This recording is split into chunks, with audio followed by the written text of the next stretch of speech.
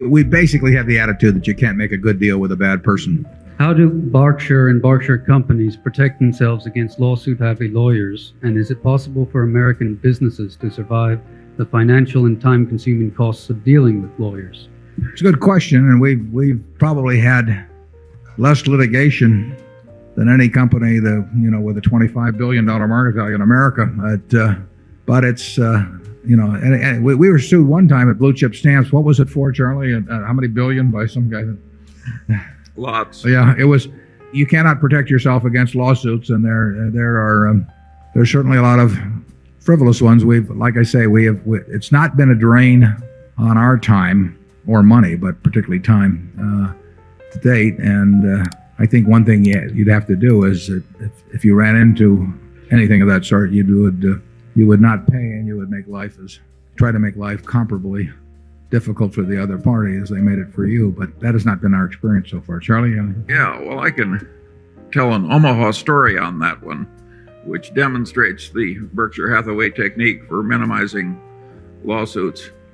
When I was a very young boy, I said to my father, who was a practicing lawyer here in Omaha, "Why do you do so much work for X, who was an overreaching blowhard, and so little work for Grant McFadden, who is such a wonderful man?" And my father looked at me as though I was slightly slow in the head, and he said, "Charlie," he said, "Grant McFadden treats his employees right, his customers right, everybody right. When he gets involved with somebody who's a little nuts, he gets up from his desk and walks to where they are and extricates himself as soon as he can." And he says, "Charlie, a man like Grant McFadden doesn't have enough law business to keep you in school."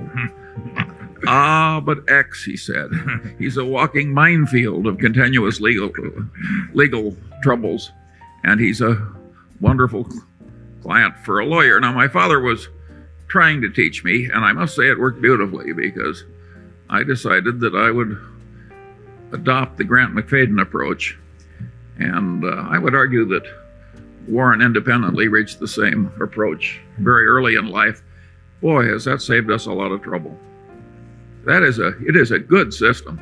We basically have the attitude that you can't make a good deal with a bad person, and that means we just forget about it. I mean, we don't try and protect ourselves by contracts or getting into all kinds of due diligence, we just forget about it. We can do fine over time dealing with people that we like and admire and trust. So we have never, and a lot of people do get the idea, because the bad actor will tend to try and tantalize you in one way or another, and you won't win.